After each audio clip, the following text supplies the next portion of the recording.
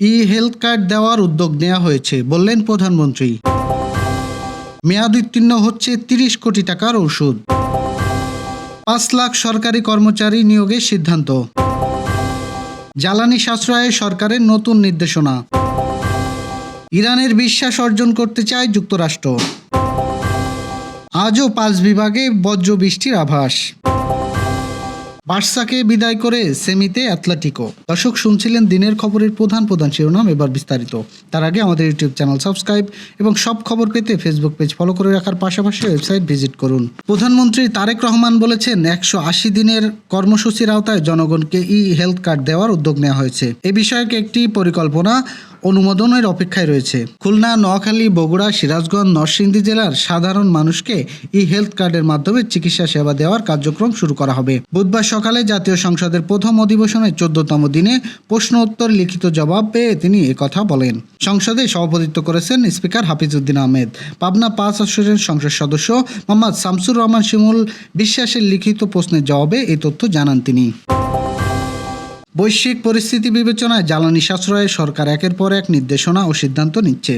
এরই প্রেক্ষিতে জ্বালানি তেলের ব্যবহার কমাতে মন্ত্রণালয় ও বিভাগের বিভিন্ন সভা, কর্মশালা ও প্রশিক্ষণ কার্যক্রম মাঠ পর্যায়ে অংশগ্রহণকারীদের ভার্চুয়াল প্ল্যাটফর্মে যুক্ত হওয়ার নির্দেশনা দেওয়া হয়েছে। একান্ত প্রয়োজন ছাড়া সশরীরে সভা আয়োজন পরিহারের নির্দেশনা দেওয়া হয়েছে।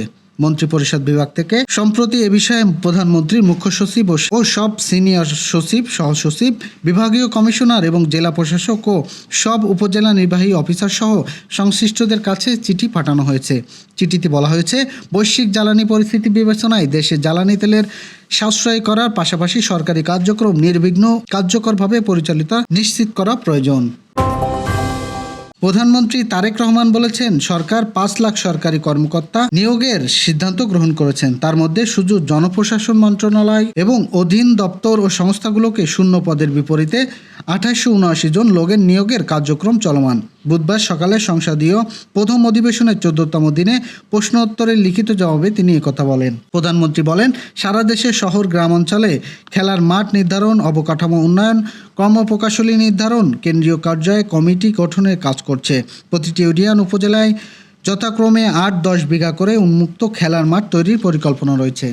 হাইটেক সফটওয়্যার পার্ক ও আইটি সেন্টারগুলোকে কার্যকরভাবে পরিচালনার জন্য বাংলাদেশ প্যারালেল কার্যক্রমের আনন্দ কার্যকর গ্রহণের উদ্যোগ একটি কমিটি গঠন করা হয়েছে।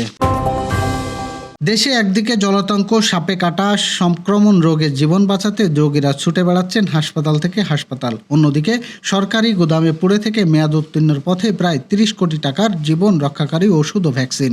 এ অবস্থায় সরবরাহ ব্যবস্থা, বিতরণ কাঠামো ও ব্যবস্থাপনা দুর্বল নিয়ে গুরুতর প্রশ্ন উঠেছে স্বাস্থ্য খাতে। এদিকে বিড়ালের আঁচড়ে আক্রান্ত হয়ে ঢাকা মেডিকেল কলেজ হাসপাতালে জরুরি বিভাগে যান চিকিৎসক। তাকে দ্রুত অ্যান্টি র্যাবিড ভ্যাকসিন দেওয়ার পরামর্শ দেন, কিন্তু হাসপাতালে গিয়ে দেখা যায় নির্ধারিত কক্ষে তালা ঝুলছে। অন্য কক্ষে গেলে জানানো হয় সরকারি ভ্যাকসিন নেই, বাইরে থেকে কিনে আনতে হবে।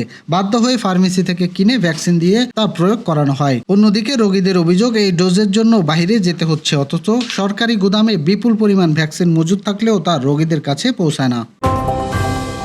ইসলামাবাদে বৈঠকের আগে থেকে যুক্তরাষ্ট্রের প্রতি পূর্ণ অনাস্থার কথা বলে আসছে ইরান। প্রথমবার বৈঠক ব্যর্থ হওয়ার পর আমেরিকার চাওয়া সেটি পুনরুদ্ধার করা। তবে মার্কিন ভাইস প্রেসিডেন্ট বলছেন, এটা রাতারাতি করা সম্ভব নয়। যুদ্ধবিরতি ১ সপ্তাহ বাকি থাকতেই আবারও বৈঠকে বসার কথা বলছে যুক্তরাষ্ট্র। এই সময় ইরান অবশ্য কোনো মতামত জানায়নি, তবে ওয়াশিংটন বলছে ইরান আলোচনায় আগ্রহী। জেডি ভ্যান্স বলছেন, যুক্তরাষ্ট্র ইরানের মধ্যে দীর্ঘদিনের অবিশ্বাস এক রাতের মধ্যে দূর করা সম্ভব নয়। মার্কিন প্রেসিডেন্ট ডোনাল্ড ট্রাম্প জানিয়েছেন, ভেঙে যাওয়া আলোচনার পর আবার পাকিস্তানে নতুন করে সংলাপ শুরু হতে পারে। এর আগে যুক্তরাষ্ট্র ইরানের বন্দরগুলোতে অবরোধ আরোপ করে। সারা দেশে আগামী ২৪ ঘন্টায় বজ্রসহ বৃষ্টি হতে পারে বলে আভাস দিয়েছে আবহাওয়া অধিদপ্তর। সংস্থাটি বলছে, এ সময় রাতের মধ্যে তাপমাত্রা কিছুটা বাড়তে পারে। এছাড়া ৬ জেলায় তাপপ্রবাহ বয়ে যাচ্ছে, তা অব্যাহত থাকতে পারে বলে পূর্বাভাসে বলা হয়েছে। বুধবার সকাল ৯টা থেকে পরবর্তী ২৪ ঘন্টায় পূর্বাভাসে এই তথ্য জানা গেছে। এতে বলা হয়েছে, লঘুচাপের বাধিত অংশ উত্তর পশ্চিম বঙ্গোপসাগর ও তৎসংলগ্ন এলাকায় অবস্থান করছে।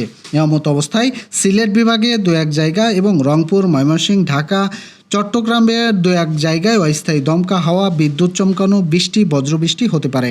এছাড়া দেশের অন্যান্য আংশিক মেঘলা আকাশ সহ আবহাওয়া শুষ্ক থাকতে পারে। এছাড়াও সারা দেশে দিনের তাপমাত্রা প্রায় অপরিবর্তিত থাকতে পারে, রাতের তাপমাত্রা সামান্য বাড়তে পারে। পূর্বাভাসে তাপপ্রবাহের বিষয়ে বলা হয়েছে, রাজশাহী, পাবনা, সিরাজগঞ্জ, যশোর, কুষ্টিয়া, চুয়াডাঙ্গা এদের উপর দিয়ে মৃদু তাপপ্রবাহ বয়ে যাচ্ছে, তা অব্যাহত থাকতে পারে।